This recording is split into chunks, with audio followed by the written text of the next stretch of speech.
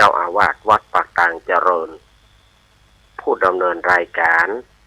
เสียงธรรมแสงอรุณและรายการอู้จาภาษาธรรมพร้อมไปด้วยทั้งท่านครูบาอาจารย์พระมหาเถระพระเถรานุเถระพระสังฆพระสงฆ์องค์เจ้าขอกราบไหว้สาบุญญาปารมีธรรมพระเดชพระคุณหลวงพ่อสุนทรธรรมานุโยคที่ปรึกษาเจ้าคณะอำเภอดอยหล่อเจ้าอาวาสวัดพระธาตุคงขาวขอกราบไหว้สาบุญญาปารมีธรรมพระเดชพระคุณหลวงพ่อสาธุกิจจานันท์เจ้าคณะอำเภอดอยหล่อเจ้าอาวาสวัดพระธาตุเจ้าดอยน้อยพร้อมไปด้วยพระสงฆ์องค์เนนทุกรูปทุกองค์ด้วยความเคารพอย่างสูงสุดยิ่งครับผมสวัสดีเจแล้วก็สวัสดีป้าน้อยโยมผาจ่อคนรูปหล่อตัวเนอร์ผมขอกราบภาษาสามเณรรักเหมือนกันนะครับสวัสดีเนอร์ผมขอกราบภาษาตัวลุงนวลโครูปหล่อวัดสันเมียงเหมือนกันนะครับสวัสดีครับขออารุณสวัสดิ์ธรรมสวัสดีคณะสัตยาญาติโยมศรัทธาสาธุชนคนดีเฮาทุกท่านในวันนี้เกิดการขัดข้องทางเทคนิคนะเกิดการขัดข้องทางเทคนิควันนี้ไฟฟ้าที่ปากกลางเจริญดับไฟฟ้าที่ปากกลางเจริญดับเพื่อไฟจะมาได้พอตี48 นาทีกว่าที่ไฟจะมาก็เลยวันนี้ก็แสดงเหี้ยวสำหรับศรัทธาญาติโยมที่จะฟังอาตมาก็ดีที่จะฟังหลวงพ่อท่านพระครูวรธรรมนาถก็ดีวันนี้ก็แสดงเหี้ยวไปตามๆกันเพราะว่าเฮาก็กะมาได้ว่าไฟจะมาเมื่อใดก็พอไฟบ่มาแล้วก็มันก็เงียบไปหมดก็พอไฟมาแล้ววันนี้กับท่านอาจารย์วรรณชัยชยานันโทเปิ้นก็บ่ได้มาเปิ้นก็ว่าสัญญาณเปิ้นบ่ดีเพราะว่าเป็นฟ้าเป็นฝนแล้วอย่างใดก็ต้องจำเป็นไอ้เท่าจำเป็นอาตมาภาพเก้ากับผมสามเณรรักปัญโยนันท์วัดสันเมืองตำบลหนองร่องอำเภอเวียงหนองร่องจังหวัดลำพูนจำเป็นจะต้องมาดำเนินรายการตั้งแต่ตี 5เขาถือเอา5เลยเนาะตี 5จนถึง7 โมงเช้าอย่างใดมันอย่างพอสมควรว่านะเนาะแตนกับแตนว่ากันอย่างใดมันป่อเฮ้ยถ้าป่อมาเป็นอย่างเฮาป่อก็จะขึ้นอย่างใดเฮาก็ฉันนั้นมีอย่างใดมันบัดจ้างเนี่ยข้าวฮ้อนจำเป็นแกงเย็นจำอุ่นข้าวฮ้อนจำเป็นแกงเย็นจำอุ่นก็จำเป็นที่จะต้องมานั่งถ้าเฮาบัดจัดก็จะเป็นเทพไปตลอดอันนี้ศรัทธาญาติโยมก็เข้าใจกันนะวันเนื่องด้วยไฟฟ้ามันดับแต่ตอนนี้อาตมาสแกนวิทยุไว้อาตมาเปิดวิทยุไว้ห้วยจ่องซักนี่ยังบ่ดังเนอะเพราะว่าระบบคอมมันจะจ้าเนาะห้วยจ่องซักนี่อาจจะจ้าหน่อยแต่ว่าสัญญาณยังบ่มีด้วยนะสัญญาณยังบ่มาด้วยอาตมาเปิดสแกนละไว้หั่นน่ะถ้ามาก็แปลว่าได้ยินตอนเจ้าแม่เพนก็โทรมาหาอาตมาอย่างถึงดับปิ้งไฟมันดับอีแม่เอ๋ยไฟมันดับเข้าใจกันตามนี้เนาะถ้าห้วยตองซักดังอาตมาจะเตะทำเพื่อเนอแม่เพนถ้าว่าห้วยตองซักดังอาตมาจะเตะทำเพื่อแต่ถ้าว่าห้วยตองซักบ่ดังอาตมาก็ยังบ่เตะแต่นะทำแปะคำผูกที่เก้าตั้งอกตั้งใจว่าจะเตะทำเพื่อแม่เพน ปิ้นเป็นเจ้าภาพมาวันนี้ก็สมัครเดี่ยวเหี่ยวก็ไฟดับสมองสถาญาติโยมเลยอันเป็นจะได้ล่ำเป็นเหลือเนาะมันก็ว่าบ่ได้นะมันเป็นด้วยฟ้าด้วยฝนสถาญาติโยมเฮาก็เข้าใจตามนี้เนาะมันเป็นด้วยฟ้าด้วยฝนแต่ก็ประจังจะอู้อย่างใดนะอู้อะไรก็อู้ไม่ออกนะบอกให้หัวก็ให้หัวบ่ได้ให้ก็ให้บอกหวานอมขมกลืนนะเพราะว่าหวานอมขมกลืนโอ้โหจะอู้ก็จะได้เนาะ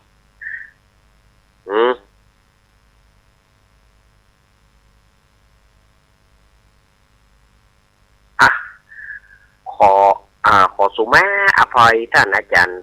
ท่านพระครูสมุวิสุวัฒน์วรกิจโจนะครับในวันนี้ไฟที่เก้ามันไฟที่วัดปากทางเจริญครับตั้งแต่ตีหนึ่งมาละ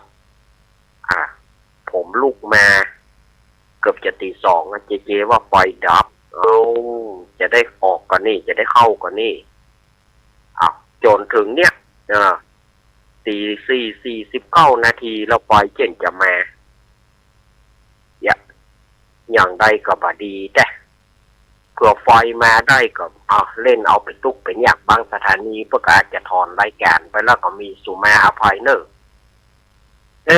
มันเหตุสุดวิสัยอารมณ์อะไรไปบ่จัง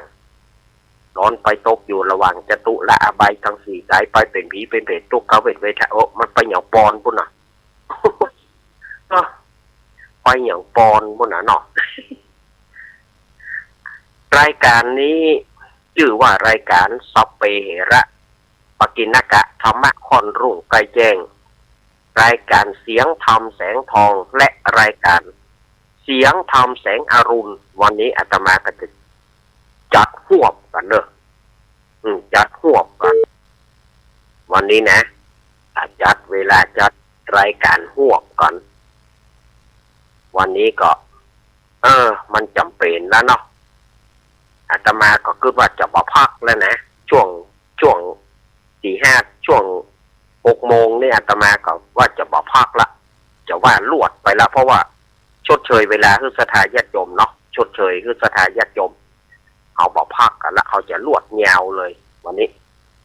เขาพักก็มันกินเวลาชดเชยคือสถาญาติโยมก็แล้วกันเนาะรายการนี้ก็จะออกอากาศพร้อมกันทางสถานีวิทยุคลื่นพระพุทธศาสนา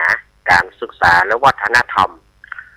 104.50 วัดไฟหินตำบลสุเทพอำเภอเมืองจังหวัดเชียงใหม่โดยเมตตาธรรมของท่านอาจารย์ท่านพระครูสมุวิสุวัฒน์วรกิจโจสถานีวิทยุวัดพระบาทอุดมน้ำบ่อซาวา 100.25 เมกะเฮิรตซ์โดยเมตตาธรรมของพระเดชพระคุณหลวงพ่อสุจิตตานุรักษ์ด็อกเตอร์ท่านอาจารย์จำเริญโชติธรรมโมสถานีวิทยุห้วยตองซักเรดิโอ 98.75 เมกะเฮิรตซ์ตั้งอยู่วัดห้วยตองซักตำบลกวงเปาอำเภอจอมทองจังหวัดเชียงใหม่โดยเมตตาธรรมของหลวงพ่อวาปีวรมานิชท่านอาจารย์ชวริชชัยวังโสสถานีวิทยุมนเสียงธรรม 106.25 เมกะเฮิรตซ์ตั้งอยู่วัดปุภารามตำบลจังเคิงอำเภอแม่แจ่มจังหวัดเชียงใหม่โดยเมตตาธรรมของพระเดชพระคุณหลวงพ่อมงคลวิสิทธิ์เจ้าคณะอำเภอแม่แจ่มและท่านปลัดอุทัยทั้งสองท่านสถานีวิทยุชุมชนคนเหนือเขื่อนบ้านดงดำตำบลหางดงอำเภอฮอดจังหวัดเชียงใหม่สถานีวิทยุแม่วางเรดิโออำเภอแม่วางจังหวัดเชียงใหม่สถานีวิทยุแดนดินถิ่นล้านนาบ้านโฮงงัวอำเภอสันปะตองโดยคุณโยมรุจิสมบัติเงาคำเป็นผู้อำนวยการสถานีวิทยุบ้านแป้นเรดิโอบ้านแป้นอำเภอเมืองจังหวัดลำพูนสถานีวิทยุชุมชนคนเมืองลี้โดยพ่อครูเสน่ห์จินาจันทร์ สถานีวิทยุสีคำเรดิโอจังหวัดน่านสถานีวิทยุนิกเนียวเรดิโอห้างหุ้นส่วนจำกัดอนุสรณ์เรดิโอบ้านโจงตำบลต้งกวาวอำเภอเมืองปานจังหวัดลำปางสถานีวิทยุเรดิโอเน็ตเวิร์กทั้งสองคลื่น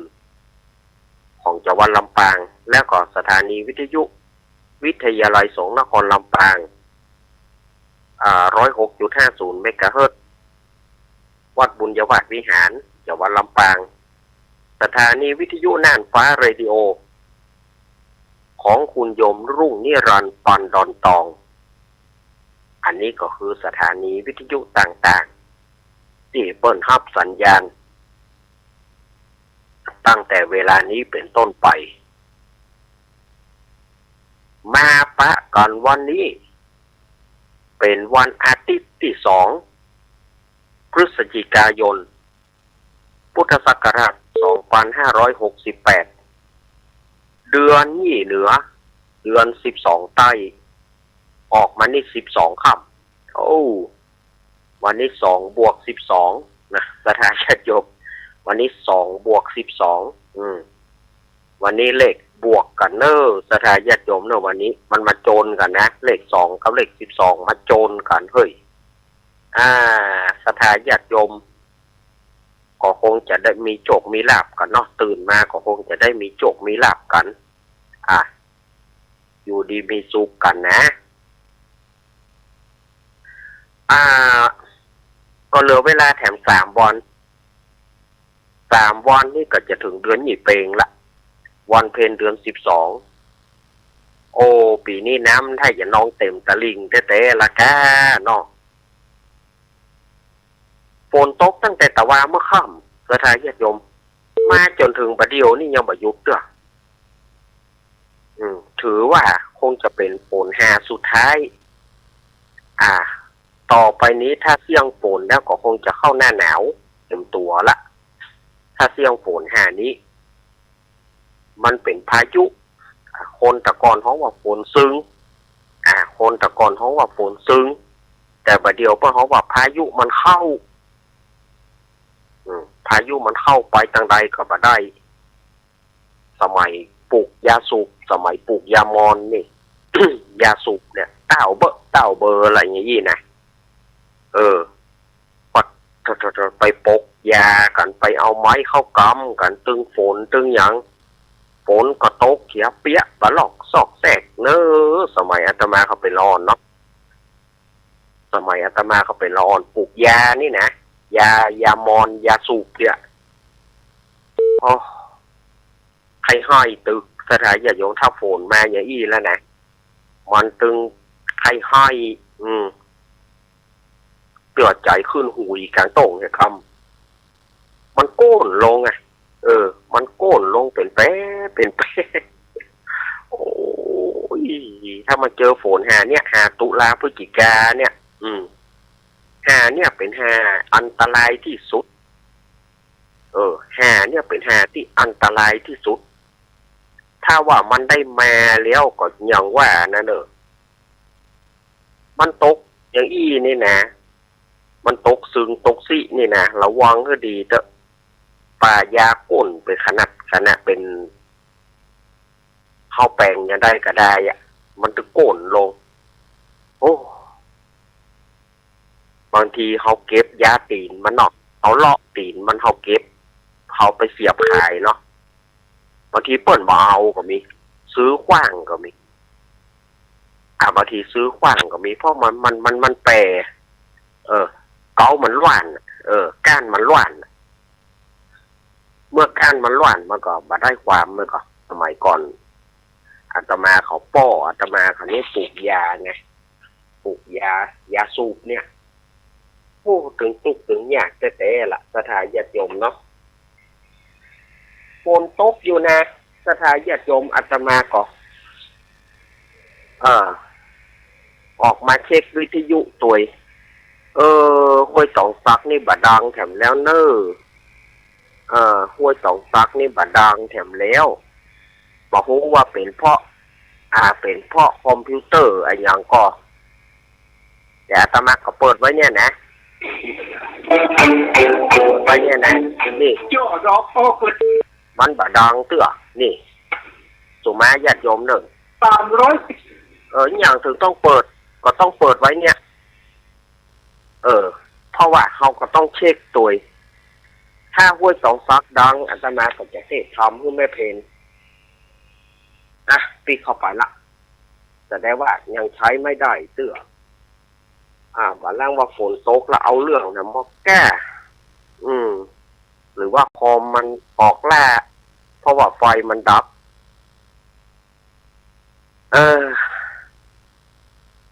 หัว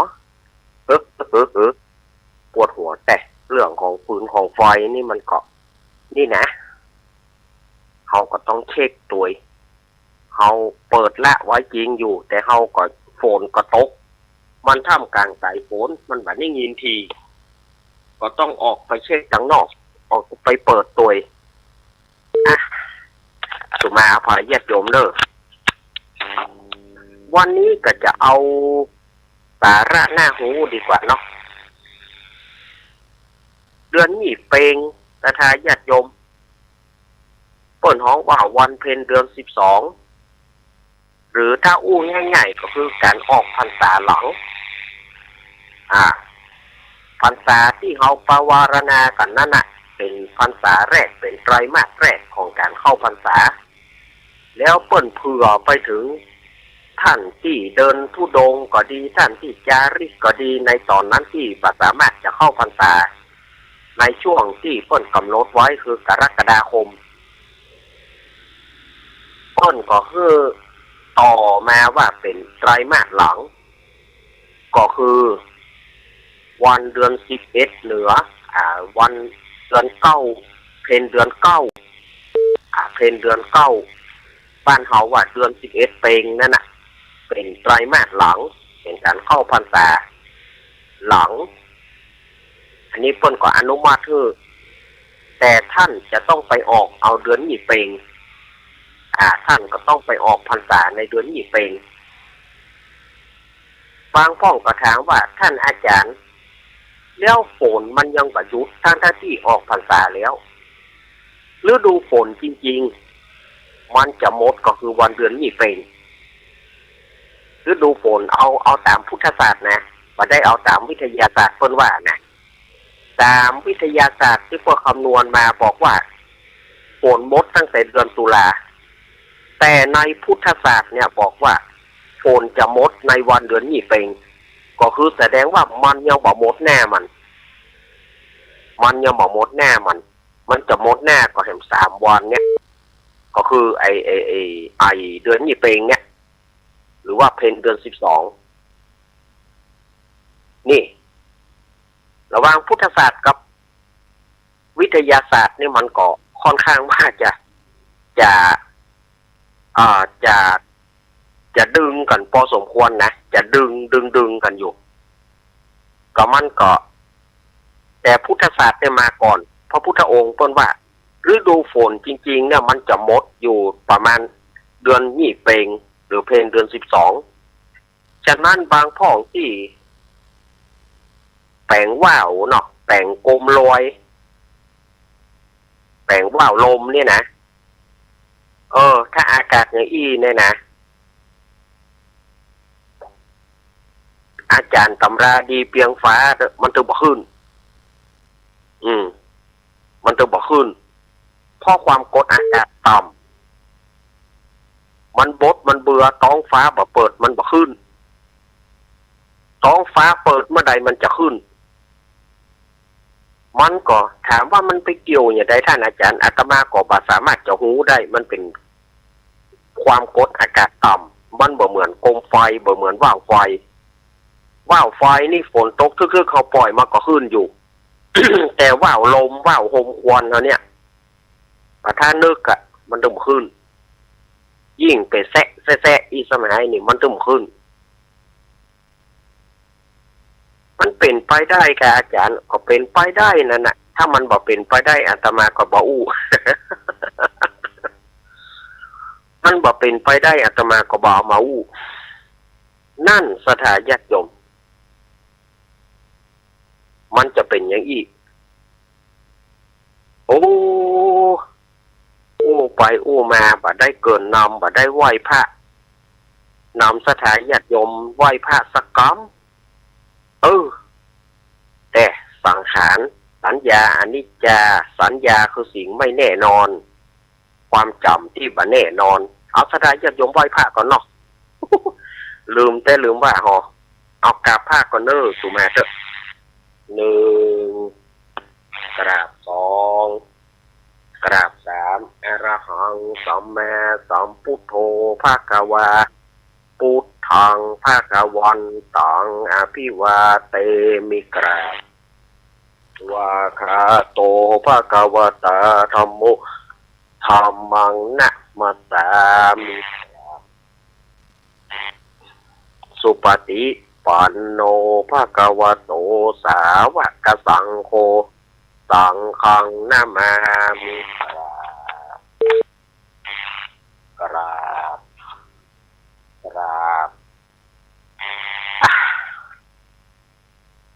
มันเป็นอะไรก็ไม่รู้นะสถาญาติโยมภายหลังมันนี่ลดงงสถาญาติโยมเฮ้ยก็ยังบ่ถึง60จ้ะนะก็เหลือให้2 ปีปลายประเด็นนี้ก็เหลือให้2 ปีอะค่ะตมา57มันจะเต็มก็คือวันที่11เนอะวันที่11ที่จะถึงนี่นะอายุอาตมาจะเต็ม57จะย่างเข้า58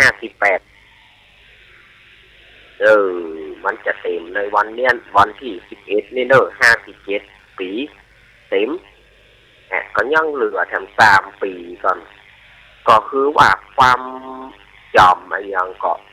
เหมือนคนแก่เกินอายุ ก็เนี่ยใดมันเนาะสถาญาติโยมเฮ้ยมันอย่างว่าเนี่ยตามการเวลาอายุนักมันก็มี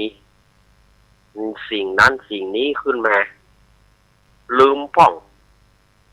กึดบ่ได้พ่องสารพัด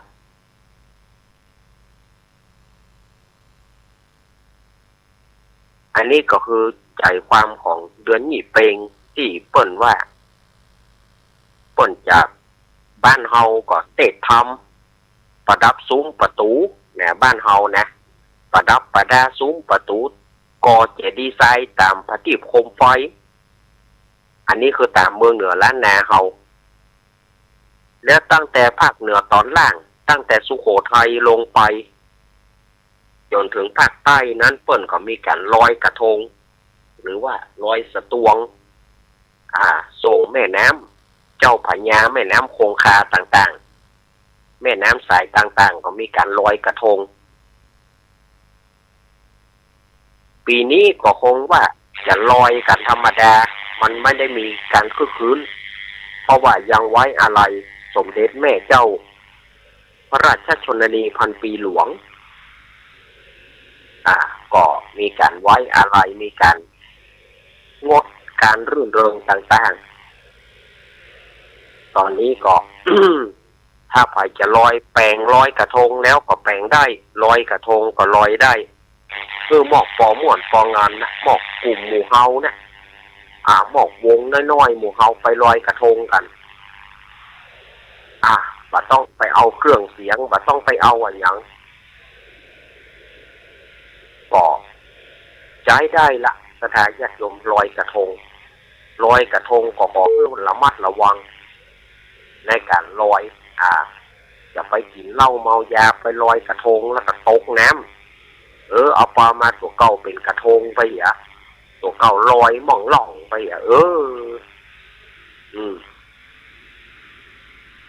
ก็จะเสียอกเสียใจตึงครอบครัว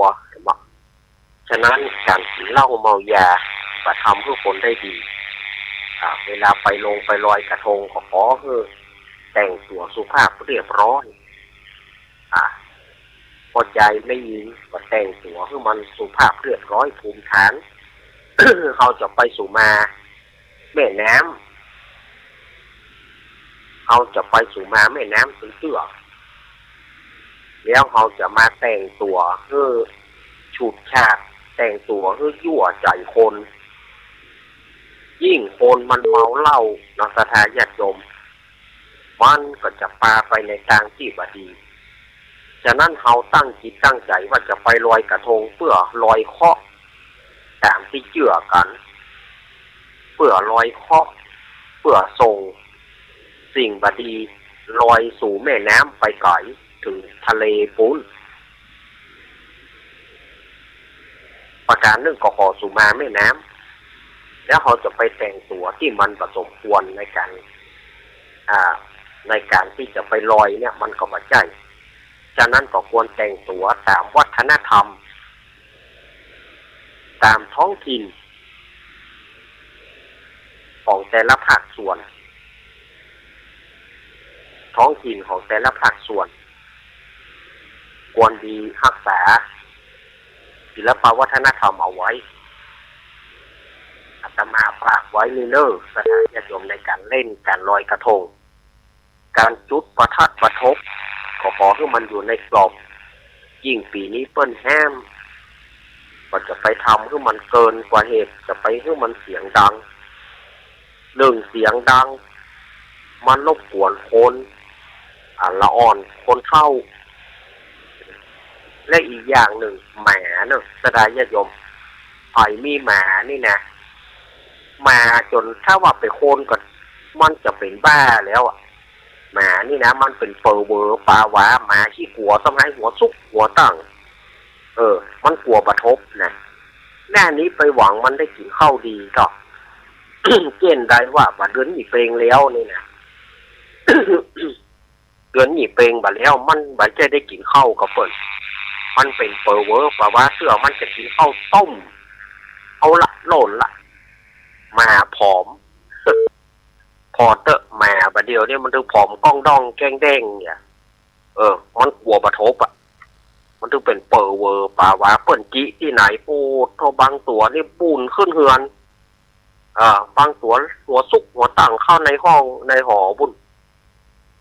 มันกลัวไผ่เลี้ยงแหมาบัดเดียวต้องทำใจมันกลัวกระทบยิ่งกระทบต้มต่ำมันกลัวนะมันกลัวนะโอ้มันถึงไปเป็นอันกินอันนอนนะ อินดูมาเหมือนกันเนี่ยแต่มาว่าบ่ให้บดีผ่าจะไปสร้างภาระมาเลี้ยงหมาเลี้ยงอย่างนี้นะบ่ใช่ว่าอินดูตึกก็มันก็เป็นเหตุที่เลี้ยงบ่ได้กับเขาเล่นบ่ทบแน่เดือนหนีเป็นกาเทศกาลปีใหม่กะมันว่าบ่ได้สถานญาติโยมเหตุว่าบ่ได้เพราะอย่างใดเขาบ่มีแหมาเขาบ่เลี้ยงหรือว่าเขาเลี้ยงแต่เขาบ่สนใจขอกูได้เล่นแม่มันกลัวสถานญาติโยมถ้าไปโคนก่อนมันถึงจะเป็นบ้าละก็เขาจีบทบเนี่ยปะทบปะภาพเพราะว่าบัดเดียวนี่กันไอ้ยังก็เป็นจีกันนะเนอะงานปีใหม่ก็จีงานตรุษจีนก็จีปีใหม่เมืองก็จีเดือนหนีเพลงก็จีไอ้ยังก็เป็นจีถ้าเลี้ยงหมาบ้านก้อยปะหิวปะจ้าสำเร็จมันกลัว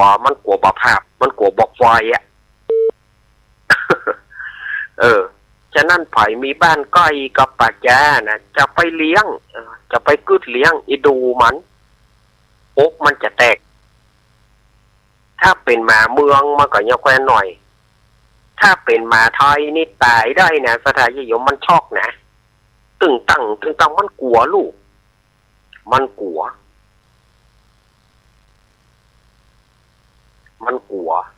เพราะว่าเขาไปจี เนี่ยหน้านี้มันตึงหมามันตึงบอกกินข้าวกินน้ำหมามันตึงหน้าหิ้วไว้หน้านี้พ่อหมามันกลัว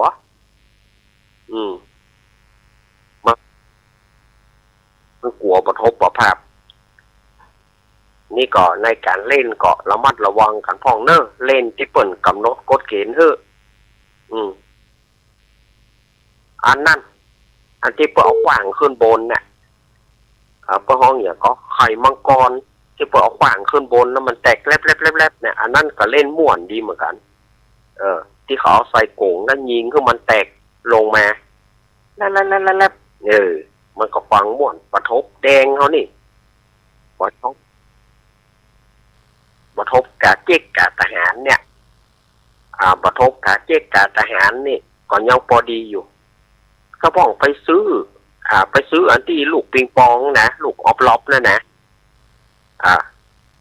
ปดทลูกออฟล็อบนั่นนี่ก็ไม่ใช่ว่าธรรมดาเนอะลูกออฟล็อบนั่นดังนะถ้าไปซื้อลูกออฟล็อบที่มันเป็นพวกเปลือกไข่นั่นนะน่าก็อันตรายจิไปจิมาก็มันอันตรายถึงมือพวกเนอะถ้าบัดสำนานแก่เนี่ยจะไปเนี้ย ถามว่าปฐมภาพนี่มันมีเมินก่อนอาจารย์มันก็มีมาเมินแล้วแต่ตะก่อนเปิ้นก็เอาจิเวลาทำจบทำจบปุ๊บปกติเปิ้นตีกองอุ้ยหรอทำจบปุ๊บเปิ้นตีกองอุ้ยปกติล้มเพื่อจิปุจาทำสมัยตะก่อนในวิหารนี่สนั่นปันปืนเนี่ยแหละสมัยก่อนในวิหารสนั่นปันปืนกับจีปฐมเนี่ยล่าหูจุปมิงจีปฐมกันแต่บัดเดี๋ยวนี้ตู้เจ้าเพิ่นก็แห้มว่าถ้าจะจีขจีลงปองปุ๊บจะไปเอามาจีในวิหารมันอันตรายเพราะในวิหารนี่เสียงมันก้องปฐมเนี่ยเสียงปฐมนี่ดังขนาดถ้าไปจีในวิหารเนี่ยสมัยตะก่อนเขาไปจีในวิหารเล่นล่าสำนักเตะทำจบโปข้ามยงข้ามยางมันสะดุ้งนะมันสะดุ้งสมัยตะก่อนแต่บัดเดียวเพื่อว่าถ้าจะจีก็เอาไปจีแป้นลงปองปุ้นแป้นลงปองปุ้นจะไปมาจีในวิหารเพราะมาอันตรายบางทีมันเสร็จบางทีมันสะเดนเข้าใส่คนสะเดนเข้าใส่เสื้อเปิ้นบางทีเปิ้นนุ่งเสื้อขาวมาเศษปฐมไปจีมันไปถูกเสื้อถูกผ้าเปิ้นอันตรายที่กับเปิ้นเจ็บตัวก็มีฉะนั้นในการเล่นกันหนัวก็เฮาก็ควรอยู่ในกรอบแล้วก็ระมัดระวังกันในการเล่นเนาะสมัยอาตมาก็เล่นสมัยอาตมานี่แปลงกันทบเนอะกันทบไม้นั่นนะที่เปิ้นมีด้ามกอมเอาหัวจุบรถถีบเนี่ยมาแปลงเอาบัตรแทบเข้าใส่ที่หัวมาหั่นไปวัดไปจีปฐมทำจบแล้วเอาบุ๊บหน้าวิหารเลี้ยงหน้ากันมีขี้โคนร้อนมีขี้โคนกำไอ้บอกกันทบคนอ่านก็บางโคมโสมเลสเดทำอุยกับปลากันบุ๊บเอาบุ๊บกับหน้ามุกวิหารนั่นนะเอากันทบบุ๊บเข้าไปหน้ามุกวิหารนั่นนะมันม่วนนะแต่ก่อนเนาะพอมีปฐมเอาอย่างไรเอาก้านกล้วยฟาดเอาก้านกล้วยฟาดกับหน้าสีมุกเอาให้มันดังหรอเอาก้านกล้วยอันนี้นะปฐมมีไปปฐมมีซอกก้านกล้วยไปเอาก้านกล้วยมาบุบเวทำจบแล้วก้านกล้วยมาบุบป๊บ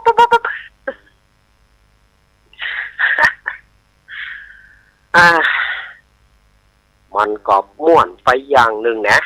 สมัยตะก่อนแต่สมัยบัดเดี๋ยวนี่ก็สมัยตะก่อนนี่บางที่บางแห่งเพิ่นเอาปฐมจกเบอร์กันเนอะเพิ่นมาจกเบอร์เนี่ยไผได้เบอร์ปฐมจี้กันสนั่นปานปืนเปิ้นมีเบอร์คือหรอเบอร์ปฐม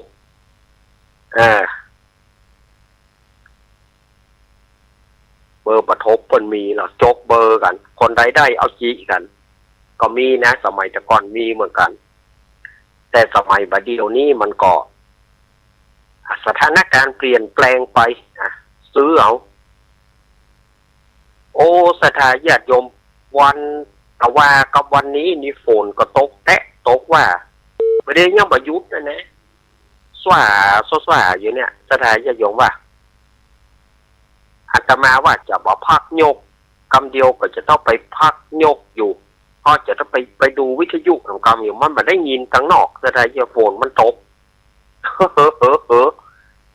ก็เดี๋ยวช่วง5:55เนาะอาตมาจะพักกำเดียวก่อนเพราะว่าจะต้องได้พักฉันน้ำอยู่ดีจะพักอิริยาบถกรรมก่อนบัดเดียวไปเดียวมาก็บ่ได้เหรอปวดแข้งปวดขาหอกก็ว่าจะบ่พักแล้วนะก็ว่าจะจักแนวแล้วนะก็มันเป็นอันนะเหมาะมันมีธุระที่จะต้องได้ทำวิทยุห้วยตองซักน่าจะบาดังนำละสถานญาติโยมเอ๋ยพอหันดักปิ้งนะแต่จะมาก็สแกนละไว้ฮะนะสแกนละไว้ฮะนะน่าจะบาดังถ้าดังมันต้องมีเสียงสะท้อนออกมาหรอแสดงว่ามันดังแม่เพนสะเดียวเหี่ยวบัดได้เตะทอมมือเตนอร์แต่มาก็อู้เขาเปิดตะกี้แล้วว่าถ้าไฟมาถ้าว่าสถานีดังก็จะเตะทอมมือเนอไม่เพนถ้าจะสะเดียวเหี่ยวไปแล้วไม่เพนอะไรล้ำเหลือ อะไรล้ำเหลือนะอะไรกันล้ำกันเหลือนี่ก็ทำอย่างใดมันได้โยมเฮ้ยเปิดสายเขาจะไปเปิดช่วง2ปุ่นเนาะเปิดสายเขาจะไปเปิดตอน6ใกล้ๆ7 โมงปุ่นเนาะก็เดี๋ยวก็เปิดสายก็เดี๋ยวก็เปิดสายศรัทธาญาติโยมก็จะรำคาญเขาเปิดด้วยนะเขาอู้กันทำนี้ก่อนเนาะก็เดี๋ยวก็เปิดสายก็เดี๋ยวก็เปิดสายศรัทธาญาติโยมก็จะเบื่อก็เปิดสายคนที่จมมันถึงจมโลกคนที่จมมันถึงจมอยู่นั่นนะเปิดสายก็สายอู้อย่างเงี้ยบอกอู้พอเขาอู้ไปนักแก่สายก็อู้แล้วจะเอาแจ้ได้เนาะแปลงใจไหลคือการพ้องเนอแปลงใจไหลคือการพ้องอย่าได้ต่อว่าต่อขานกันนักเลยศรัทธาญาติโยมเฮ้ยทุกวันนี้อาตมาก็เหนื่อยจนแทบขาดใจอยู่ละเหนื่อยอาตมาก็ไม่ใช่มีงานเดียวไม่ใช่ว่ามีงานแค่จะมานั่งอู้วิทยุอย่างเดียวก็ไม่ใช่งานเฮาก็มีหลายงานอยู่ไม่ใช่ว่างานเฮาบ่มีสวะอันนั้นก็ต้องไปอันนั้นสวะวิทยุแล้วก็ต้องไปดังนั้นอย่าไม่ใช่ว่าอาตมาเขาบ่มีงานนะมันก็มีมานั่งอู้นี่ก็คือแบ่งเวลามานั่งอู้กันแล้วพอมันมีอย่างนั้นอู้วิทยุแล้วก็นอนนอนแล้วก็กินมันไม่ใช่มันบัดใจศรัทธาญาติโยมมันก็ต้องมีงานอื่นถ้าเฮาบ่มีงานอื่นก็มันก็จะมาอยู่ถ้าอยู่ก็จัดวิทยุครูบาอาจารย์ก็บัดใจว่ามีตนเดียวที่จะดำเนินรายการครูบาอาจารย์เปิ้นก็มีและแต่ละตนแต่ละองค์ก็มีภาระหน้าที่เหมือนกัน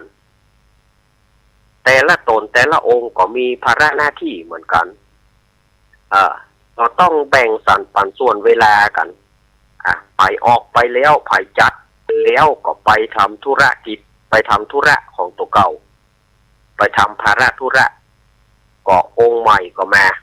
องค์นั้นออกไปก็ต้องไปทำภาระธุระ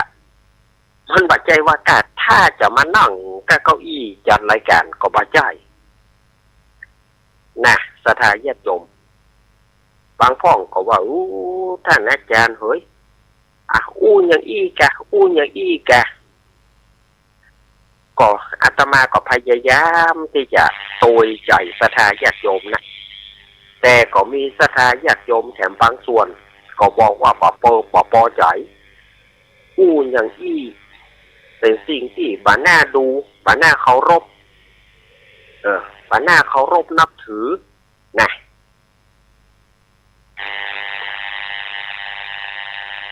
มันจึงมีครูบาอาจารย์ทุกรูปทุกองค์เปิ้นก็โดนเหมือนกันโดยเฉพาะอย่างหลวงพ่อโสพลบุญญาภรณ์ตุลุงทองวัดโสพนารามแม่ริมเปิ้นก็ยังถูกเพียวหนังสือพิมพ์บุญสมัยก่อนนะเปิ้นถูกเพียวหนังสือพิมพ์บุญตราหน้าเปิ้นว่าเป็นพระสงฆ์ที่ทำลายพุทธศาสนาทั้งที่เปิ้นเป็นอู้ตลกโปกแฮนะอู้ตลกโปกแฮเพราะว่าตามสไตล์ของเปิ้นอู้ตลกโปกแฮคือคนไข้หัวกันคนคลึกคลื้นกันแต่นักหนังสือพิมพ์หรือว่าสื่อข่าวต่างๆนั่นก็ไปโจมตีหลวงพ่อโจมตีตุลุงว่าตุลุงเนี่ยทำลายพุทธศาสนา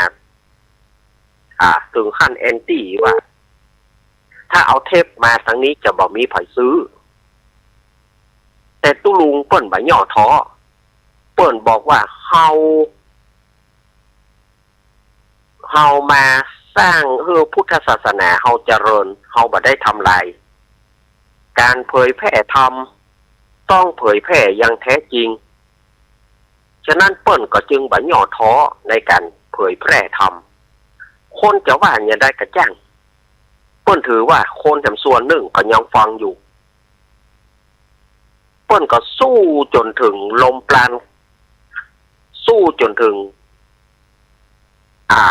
ยศสุดท้ายของชีวิตในการบันทึกเสียงสู้จนลมหายใจเฮือกสุดท้ายนี่เป็นนักเผยแพร่ธรรมที่แท้จริงอาตมาขอสดุดีเนี่ยฉะนั้นการที่เราจะตามใจแต่ละคนเพิ่นว่าจะได้ตุลุงทองเพิ่นว่าคนเฮาเนี่ยศรัทธาญาติโยมยังบ่ตัวใจตุเจ้าแล้วให้ตุเจ้าไปตัวใจญาติโยมมันเป็นไปบ่ได้คนนั้นจะฟังอย่างนั้นคนนั้นจะฟังอย่างนั้นแต่ว่าสมัยนั้นตุลุงทองเพิ่นก็ถือว่าเปิ้นบอกว่าเสียงของเปิ้นเนี่ยระบบ FM AM เอาเสียงน้อยก็ได้จะเอาแบบเตะโดยบ่บรรยายก็ได้จะเอาแบบบรรยายก็ได้เปิ้นไปได้ทางนั้น FM AM เปิ้นไว้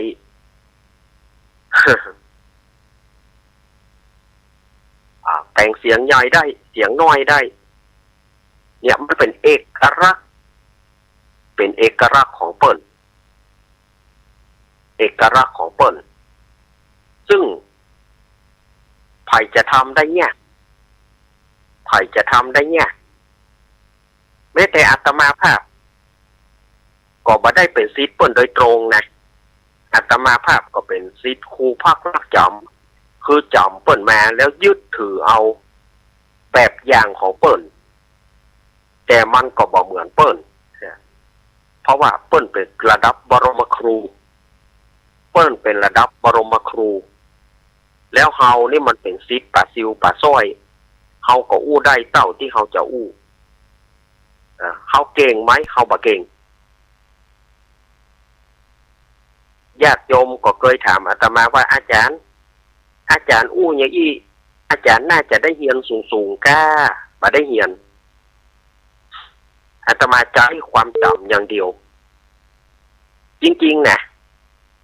อาตมาใช้ความจำอย่างเดียวบ่มีสคริปต์บ่มีมาพอที่ห้องอาตมาได้อาตมาบ่มีข้ออ่านอย่างสักอย่างแต่จะมีข้ออ่านเป็นบางอย่างอย่างเช่นว่าสวดยอดพระกันไตรปิฎกกับสวดพระชินบัญชรกะถ้าเอาออกอากาศเขาก็กลัวว่าเขาบ่มั่นใจเขาก็ต้องมีหนังสืออันนั้นมีสวดชินบัญชรจริงเขาก็ได้นะแต่ถ้าออกอากาศเขาก็กลัวมันประมาเขาก็ต้องมีหนังสือเขาเวลามันผิดกับมันอย่างกับเขาก็อ่านตัวหนังสือนั้นว่า มีหนังสือมีความรู้อยู่น้อยหนึ่งก็คือได้หนังสือมาก็เอามาอ่านพ่องแต่ส่วนมากเนี่ย89.99เนี่ยนะ89.99เนี่ยอาตมาจะบอกมีหนังสือจะว่าด้วยตัวเก่าไป จะว่าด้วยตัวเก่าไปเต้าที่จำได้เอาที่มันจำได้แล้วก็เอามาว่ามันจึงบ่มีสคริปต์บ่มีอย่างสักอย่างที่เปิ่นดูเปิ่นจะอ่านตามสเต็ปตามสคริปต์นั้นอาตมาบ่มีเล่านิทานเอาอย่างบางทีบ่มีอย่างเต็มแก่ก็เอาเก่ามาเล่าใหม่เอาเก่าปิกมาเล่าสถานโยมเรียกว่าเอาหนังปิกมาฉายให้คนดูแถมสถานโยมเคยพอหนังเรื่องนั้นก็เอาหนังมาเปียกให้คนดูแถมเอาหนังมาฉายให้คนดูแถมคนดูก็เฮฮากันหนังเรื่องนี้ม่วนแต่ภายหลังเอามาเนอะมันกึดอันใดบอกก็เอาวนปิกมาเหมือนเขาเปิดเพลงนั่นนะเหมือนสถานโยมที่ไปขอเพลงในวิทยุนั่นนะบางทีขอเพลงของพ่อครูสุรพลเนอะเนี่ยเพลงพ่อครูสุรพลเพลงนี้เนอะเนี่ยบางคนเขาพอนะเขาฟังทางวิทยุบางคนก็ขอสถานีนั้นแล้วไปสถานีหนึ่งก็ไปขอเพลงเดียวกันนะ โอ้โหแสดงว่าติดเพลงนั้นมากๆเหมือนที่ญาติโยมติดรายการของอาตมาเนี่ยเหมือนญาติโยมที่ติดรายการของอาตมาเนี่ยบางคนก็อาตมาเอามาวนเล่าไปสถานญาติโยมก็ยังชอบอยู่อนุโมทนาบุญ เอาไปมาอ้อมเข้าตัวเก่าได้อ้อมเข้าตัวเก่าแนะก็เนี่ยใหญ่มันเนาะมันบ่อู้ก็บ่ได้มันก็ต้องโวกเข้าหาตัวเก่าไปตั้งใดแล้วมันก็โวกเข้าหาตัวเก่าศรัทธาญาติโยมเคยจำเพลงหนึ่งได้ก่อเพลงหนึ่งมันฮ้องไปตั้งแต่แรกและสามารถโวกเข้ามาที่เก่าโวกเข้ามาหาตัวเก่าโวกเข้ามาที่เก่าได้เพลงฝนมันตกเนี่ยแต่ก่อนลูกเสือชาวบ้านเปิ้นก็เคยฮ้องเนาะมันเป็นเพลงของอีป่อสุเทพวงศ์กำแหงก็หรือว่าเป็นเพลงของใครสักคนนะที่มันขึ้นชื่อว่าฝนทำไมจึงตกนะมันเป็นเพลงที่มันปิกเพลงที่ว่าที่เก่าแล้วไปตั้งหน้าติกไปตั้งหน้าติกผลสุดท้ายเอามาลงเอามาลงที่เก่า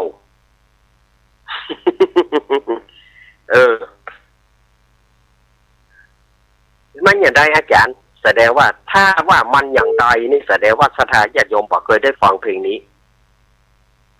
แสดงว่าญาติโยมบ่เคยได้ฟังเพลงนี้แต่ถ้าญาติโยมที่เปิ้นประถามนี่แสดงว่าเปิ้นหูละเพลงนี้มันไปอีกสมัยก่อนลูกเสือเจ้าบ้านการลำวงการอย่างการเนี่ยมักจะเอามาเล่นกันมันโวกไปอีหรอศรัทธาญาติโยมมันโวกไปมันเริ่มจากฝนตกนี่แหละมันเริ่มจากฝนตกนี่แหละแล้วมันก็แต่งขึ้นมามันเริ่มฝนทำไมจึงตกฝนทำไมจึงตกมันจำต้องตกเพราะว่ากบมันร้องเนี่ยกบทำไมจึงร้องกบทำไมจึงร้องมันจำต้องร้องเพราะว่าท้องมันปวดท้องทำไมจึงปวดท้องทำไมจึงปวดมันจำต้องปวดเพราะว่าข้าวมันดิบข้าวทำไมจึงดิบข้าวทำไมจึงดิบมันจำต้องดิบเพราะว่าไฟมันดับไฟทำไมจึงดับไฟทำไมจึงดับมันจำต้องดับเพราะว่าฟืนมันเปียกฟืนทำไมจึงเปียกฟืนทำไมจึงเปียกมันจำต้องเปียกเพราะว่าฝนมันตก มันสามารถเอาปิกคืนมาได้อ่ะ เอาวกเอามาลงจนได้หาที่ลงจนได้เพลงนี้สมัยแต่ก่อน40-50 ปีดังมากๆน่าจะเป็นของป่อสุเทพวงศ์คำแหงก็ หรือว่าเป็นวงของศูนย์ธราพรก็บอกฮู้นะอาตมาก็บอกฮู้ละจำมาได้ละแต่ว่าอาตมาจำเนื้อมันได้อยู่เลยเอาปิกมาว่าคือสถานญาติโยมได้ฟังแล้วก็เพลงปิ้นเนี่ยเพลงปิ้น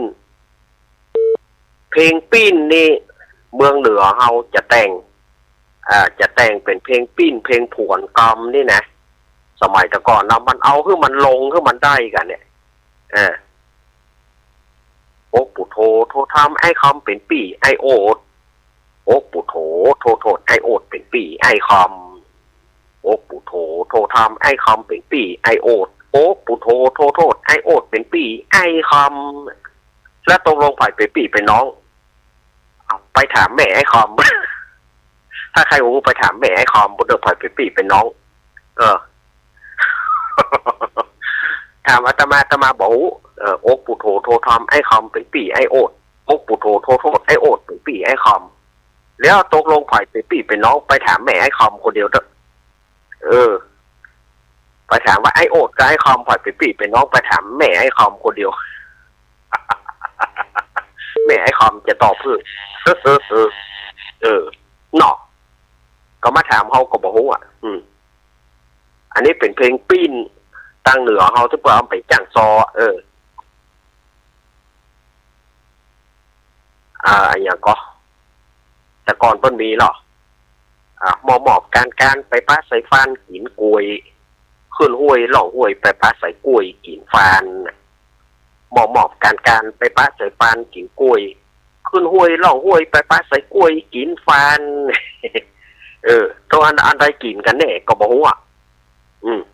ฟานกินกล้วยก็ว่ากล้วยกินฟานก็บอก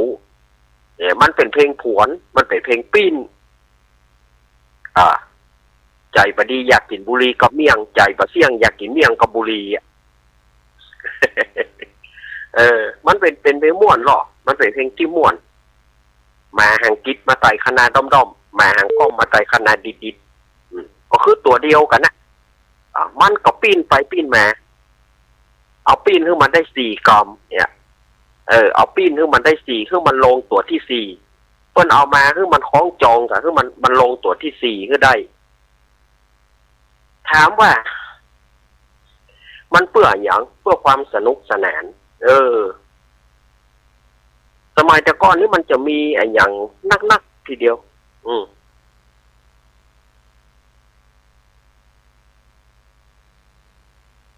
สมัยแต่ก่อนมีอย่าง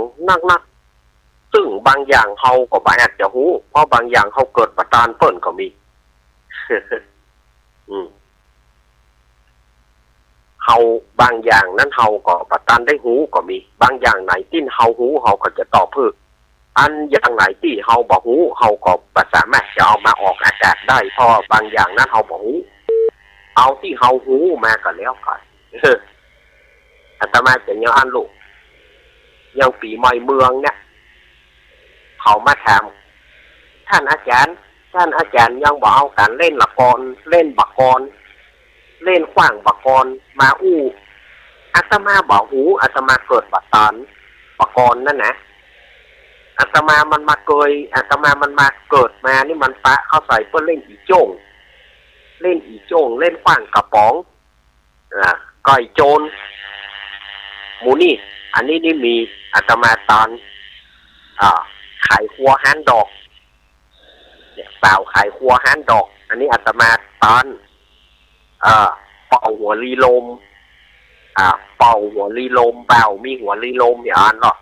เมาส์ออร์แกนนั่นนะเมาส์ออร์แกนที่เป่าแฟน่ะขี่รถถีบเป่าขี่รถถีบเนาะรถถีบละเล่นะรถถีบสูงคงยงรถปูคงยงนั่นน่ะเอาป้นภูมิฐานเนาะภูมิฐานเป่าขี่รถถีบเปียกป้นโฮดน้ำกันเปียกพุซึกเอาหัวลีลมเป่าไปโดยหรือว่าเอาสล้อหยอกสาวเอาสล้อหยอกสาวต่ำเข้ากันสาว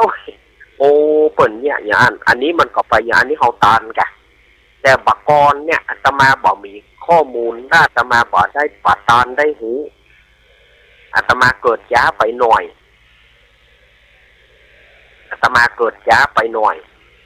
ปะหน่อยสักกำอะเรียกว่าจะเกิดย้าไปประมาณ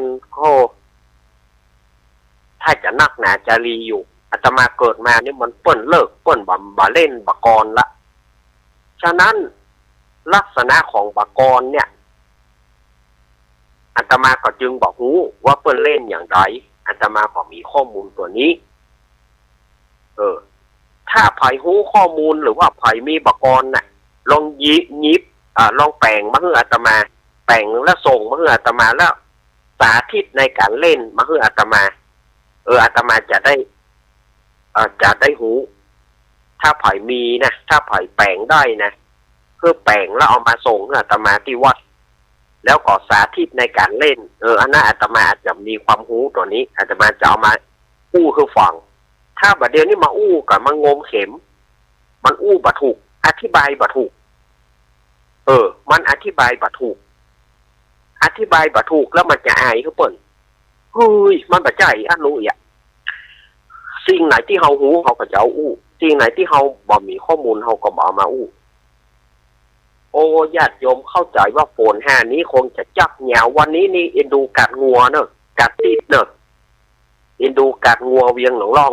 กัดติดวันนี้ถ้าจะนักเก๋ปอกาไม่ขายครัวถ้าจะมาได้วันนี้